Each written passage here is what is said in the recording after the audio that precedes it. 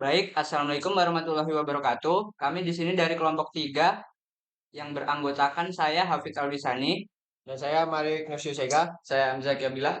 Kami di sini akan mempresentasikan materi yang berjudul software system. Latar belakang dari software komputer menjadi bagian yang sangat penting dalam melakukan pekerjaan-pekerjaan menggunakan komputer. Software Office membantu kita mengerjakan pekerjaan kantor yang berhubungan dengan dokumen pengolah kata. Software grafis mengerjakan pekerjaan-pekerjaan olah gambar atau software multimedia yang membantu kita mengerjakan pekerjaan oleh multimedia. Saat ini sangat banyak software yang beredar di masyarakat, baik yang gratis maupun berbayar. Dalam menentukan software, mana yang akan kita pakai? Berbagai jenis software dapat kita peroleh sesuai dengan kebutuhan kita.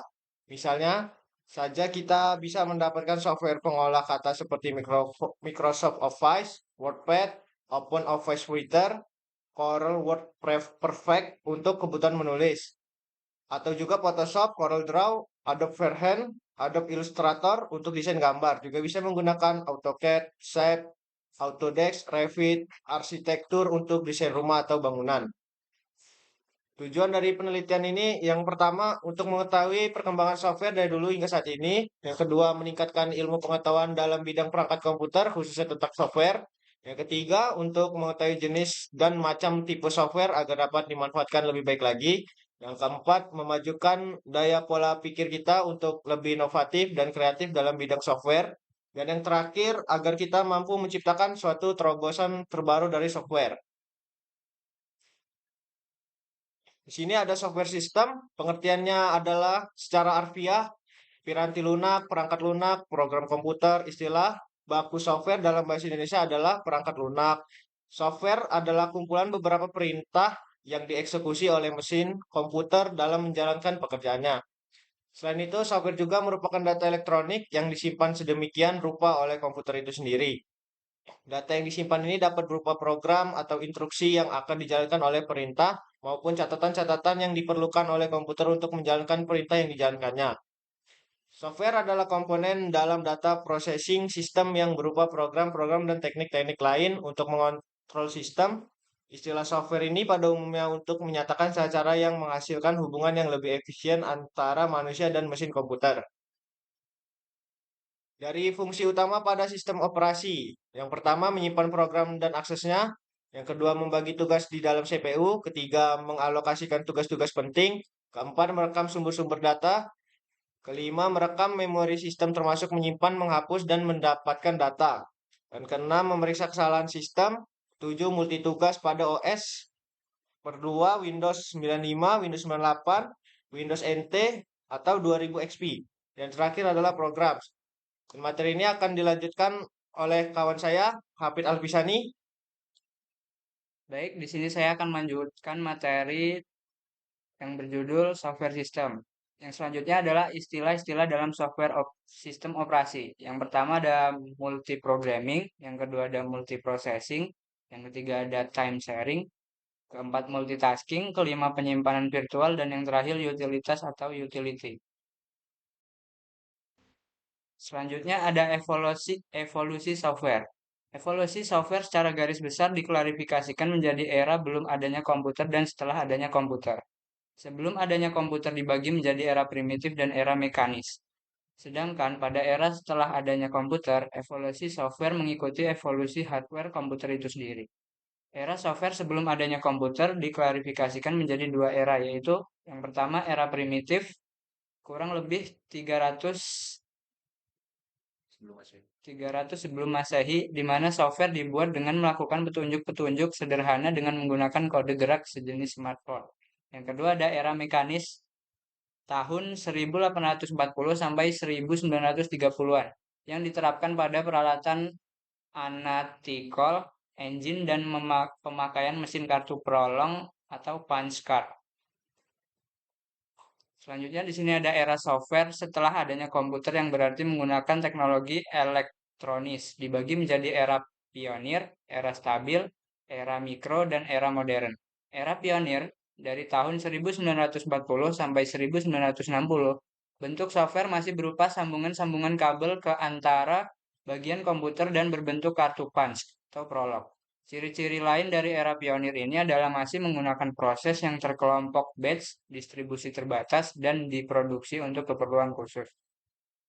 Selanjutnya ada era stabil dari tahun 1960 sampai 1980. Komputer sudah diproduksi secara massal dan software sudah bisa menjalankan beberapa fungsi proses secara kelompok multitasking.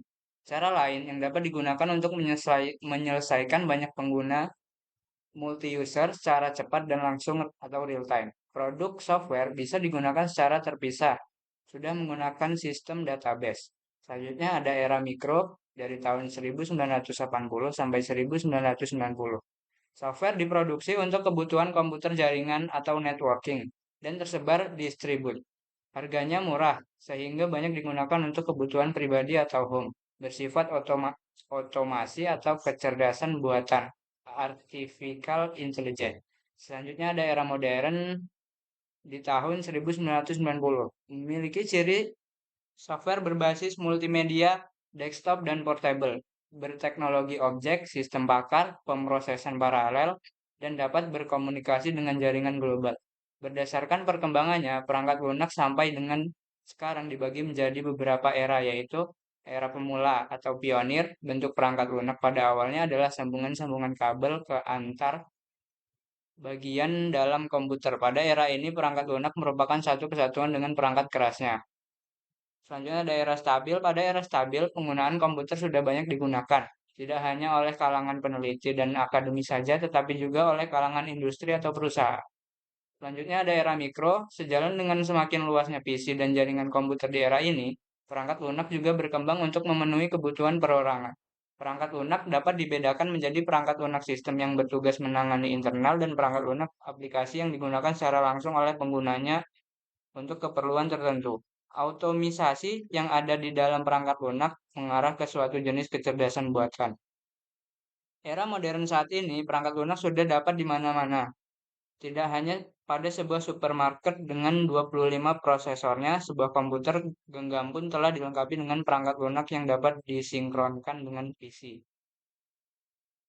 Selanjutnya di sini ada sejarah perkembangan software. Perangkat lunak sebelum komputer generasi pertama 300 sebelum Masehi, penggunaan obor sebagai sinyal untuk mengirimkan berita yang digunakan oleh bangsa Yunani. Selanjutnya pada tahun 1842 ada Augusta, penulis perangkat lunak pertama kali yang digunakan pada Babbage Analytical Engine. Selanjutnya di tahun 1933, Wallace G. Eckert menggabungkan beberapa mesin akuntansi kartu prolog IBM yang berbeda. Di tahun 1945, Kutu yang pertama. Baik, di sini selanjutnya akan dilanjutkan oleh teman saya yang bernama M. Zaki Abdillah. Baik, saya akan melanjutkan materi software system. Jadi software atau perangkat lunak. Software berbayar merupakan perangkat lunak yang didistribusikan untuk tujuan komersil. Setiap pengguna yang ingin menggunakan atau mendapatkan software tersebut dengan cara membeli atau membayar pada pihak yang mendistribusikan, pengguna yang menggunakan software berbayar umumnya tidak diizinkan untuk menyebarluaskan software tersebut secara bebas tanpa izin ada penerbitnya. Contoh software berbayar ini misalnya adalah sistem Microsoft, Microsoft Windows, Microsoft Office, Adobe Photoshop, dan lain-lain. Dan ada freeware atau perangkat lunak gratis adalah perangkat lunak komputer berhak cipta yang gratis digunakan tanpa batasan waktu. Berbeda dari shareware yang mewajibkan penggunanya membayar. Misalnya setelah jangka waktu percobaan tertentu atau untuk memperoleh fungsi tambahan.